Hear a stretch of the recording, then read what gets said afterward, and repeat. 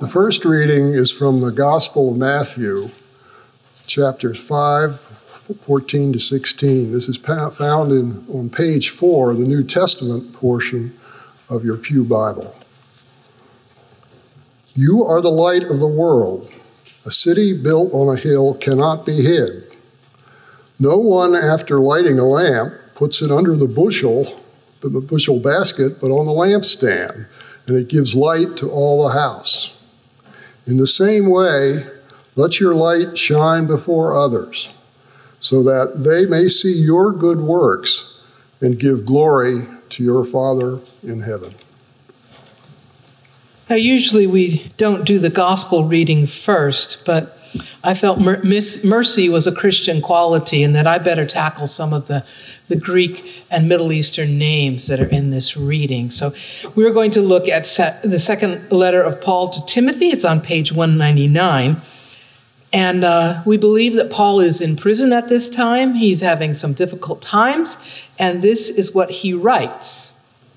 He says, You are aware that all who are in Asia have turned away from me, including Phygelus and Hermogenes. May the Lord grant mercy to the household of Onesiphorus, because he often refreshed me and was not ashamed of my chain.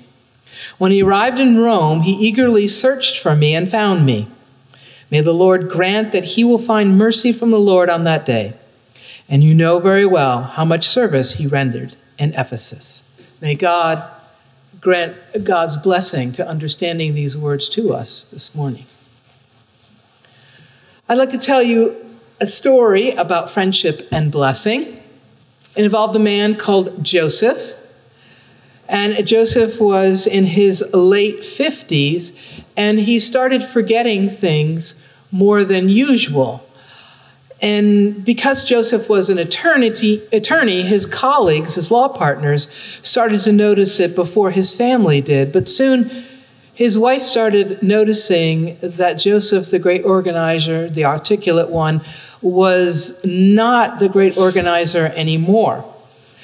Joseph, who was known for having an amazing vocabulary and picking out just the right word to express his meaning, found that he was searching for words, and soon he was diagnosed with early onset Alzheimer's.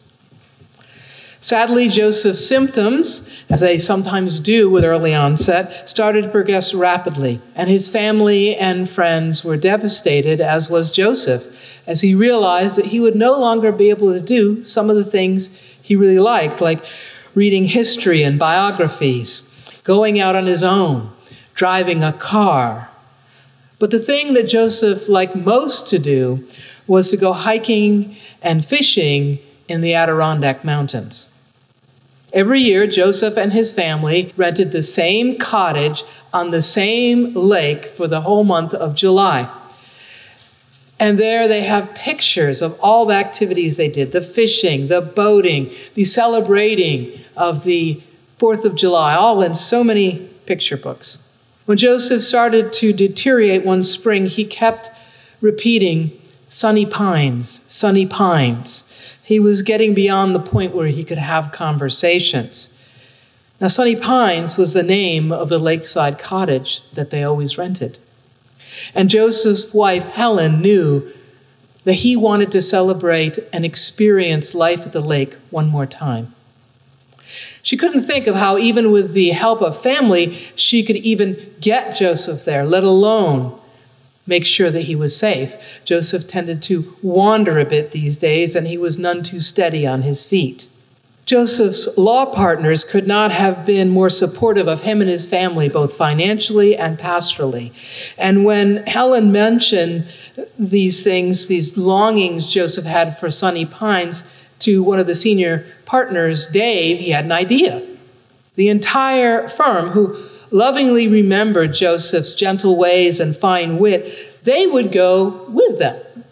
They would rent the other cottages surrounding Sunny Pines, and they would take turns dividing Joseph's care among them. So on June 15th, a caravan of SUVs, minivans, and cars filled with the law firm and their children left New York City and headed north. They went through the Catskills into the heart of the Adirondack State Park and into the High Peaks region. And they took turns after they stopped of going and sitting in the car with Joseph and his wife. When they arrived, they could scarcely understand Joseph's garbled words, "sunny pines." But his smile was broad and his laugh rang out. True to their word, people took turns helping out with Joseph's care. Canoeing was too risky, but they found a way to get him out on the boat and even to go fishing. With Dave, he even caught a pretty fine lake trout. They batted away flies and mosquitoes as he sat in his chair on the dock or by the campfire, and the kids from every family took turns toasting marshmallows for Joseph to taste, which ended up mostly on his shirt and all over the kids, who squealed with delight. The trip was the last time Joseph saw and enjoyed his beloved sunny pines, as he died the next spring. But it was a trip to remember forever, for the laughter, for the fun, for the shared way they showed compassion together. The people who were children that week still remember it as eye-opening and inspirational. They name it as a pivotal event in teaching them about the true meaning of friendship. And the memory and kindness shown both then and now still brightens Helen's life.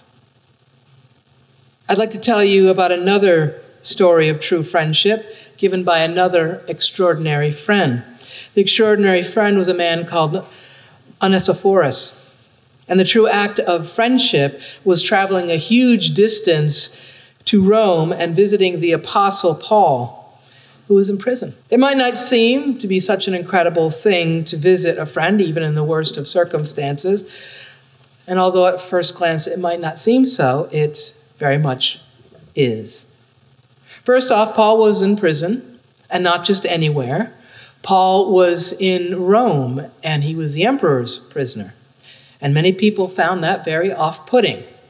Perhaps a few people felt that Paul was in prison because he couldn't keep his mouth shut. They thought if he only had been more diplomatic, he wouldn't be in such trouble. But Paul was ever the fierce proponent of Jesus Christ, his mission and his message, and at times diplomacy was quite impossible for him. Just read the 5th chapter of Galatians and you'll see it. And so it landed him in prison, branded as a possible enemy of the state. Have you ever done something or said something and landed in hot water? How grateful have you been for a friend that has stood by you in such times? The family member who maybe loaned you money when you most needed it, or the colleague that did not shun you at work. You made a hash of things, and yet you were forgiven and comforted and not shunned. Have you ever stood up for something that you believed in when it was not the popular thing? Perhaps others were thinking only of money at the time, or gain, instead of the whole picture, and you said something about it. Maybe others were letting something shameful slip by, and you would not. Maybe a bully, whether dressed for school or the corporate office or the bridge party, was holding sway. Whatever the circumstance, you stood for something or someone. And instead of people being glad to finally have an opportunity to rally on the side of right, they ducked and ran.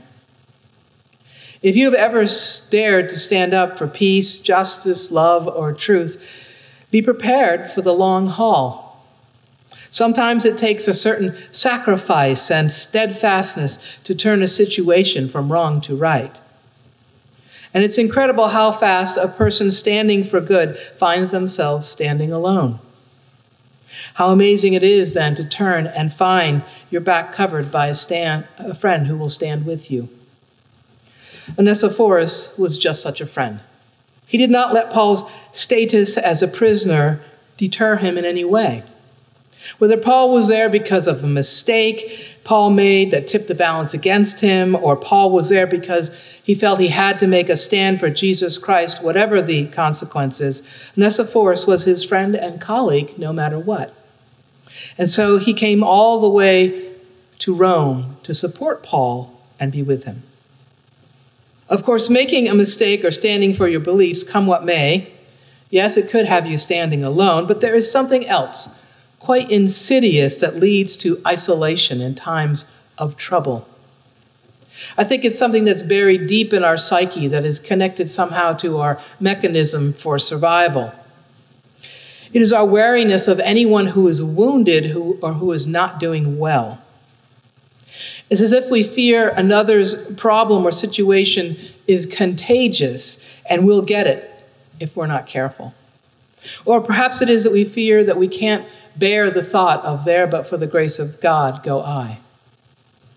In Paul's case, perhaps some people were wary of associating with him because those in power were angry with him. And being an associate of such a person could be dangerous. After all, if the emperor is upset with Paul, might he also become very upset with Paul's friends? They might catch what is very often a contagious case of guilt by association.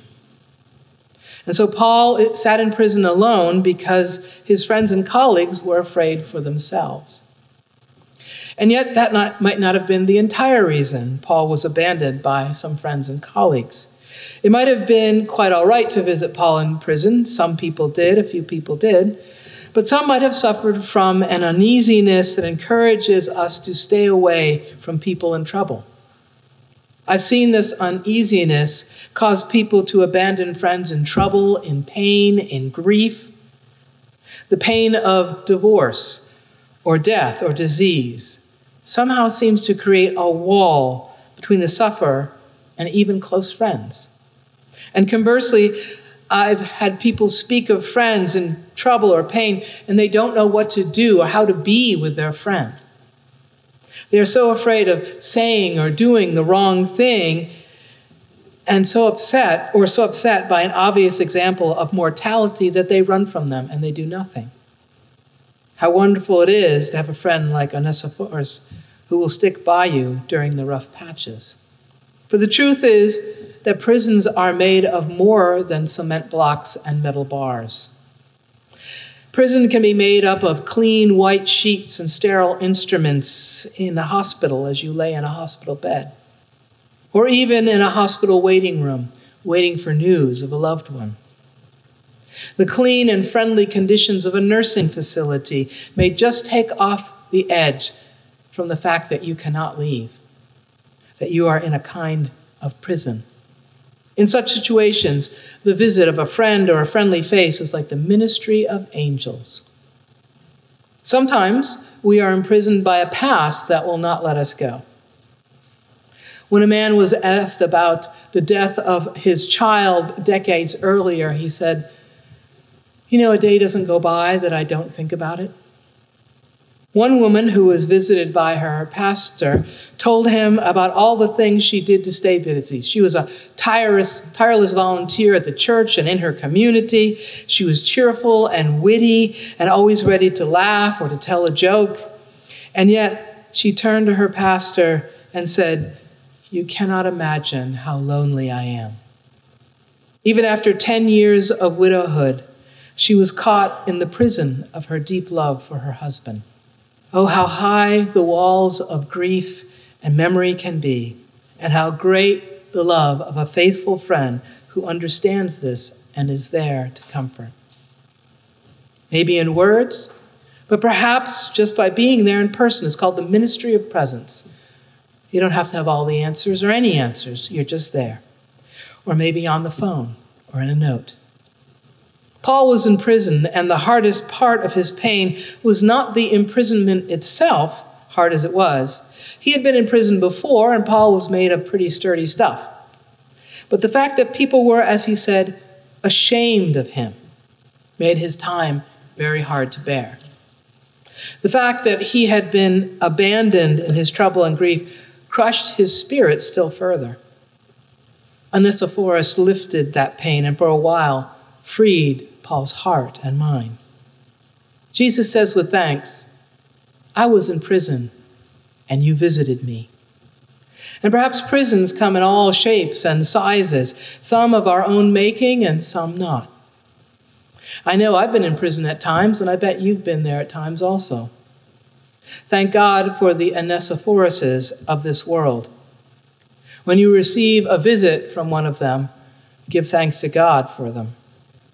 And when you have the opportunity, Become an Onesiphorus to someone else. Be that light in the darkness when things look hopeless or the grief of life is too hard to bear. You may have no idea the life-giving peace and joy you may bring. Amen.